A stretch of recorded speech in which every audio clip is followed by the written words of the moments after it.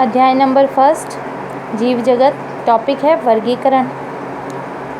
वर्गीकरण वह प्रक्रिया है जिसमें कुछ सरलता से दृश्य गुणों के आधार पर सुविधाजनक वर्गों में वर्गीकृत किया जा सके। जैसे गेहूँ, कुत्ता, बिल्ली आदि की अलग अलग पहचान होती है, इन्हें अलग अलग वर्ग में रखा जाता है। इन वर्गों की वैज्ञानिक शब्दावली जो होती है उसे टैक्सा कहते हैं, जो विभिन्न स्तर पर सही वर्गों को बता सकता है।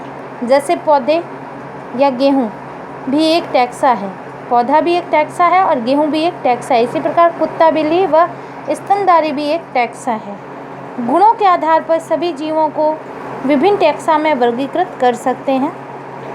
जैसे प्रकार, रचना, कोशिका की रचना, विकासीय प्रक्रम, जीव की पारिस्थितिकी सूचनाएं आवश्यक है और ये आधुनिक वर्गीकरण के अध्ययन का आधार है।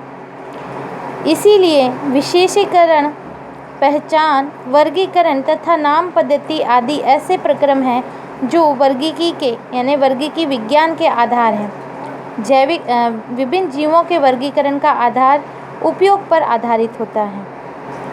नेक्स्ट, वर्गीकरण की आवश्यकता क्यों पड़ी? क्योंकि अपन पौधे, पेड़ पौधे, झाड़ी, इनके अंदर अलग अलग तरह से अंतर कर सकेंगे, इसीलिए इनको हम अलग अलग कैटेगरीज के अंदर रखते हैं और इनको रखने का जो वर्ग होती है, क्लास होती है, वो टैक्सा कहलाती है। इसी प्रकार एनिमल जितने भी है, कुत्ता, बिल्ली, स्तनधारी, बर्ड्स वगैरह जितने भी हैं, इन सबको भी अलग अलग रखा जाता है वर्गों के आधार पर, वो भी टैक्सा के अंतर्गत आता है और ये टैक्सा जो है वो वर्गीकरण का मेन आधार होता है।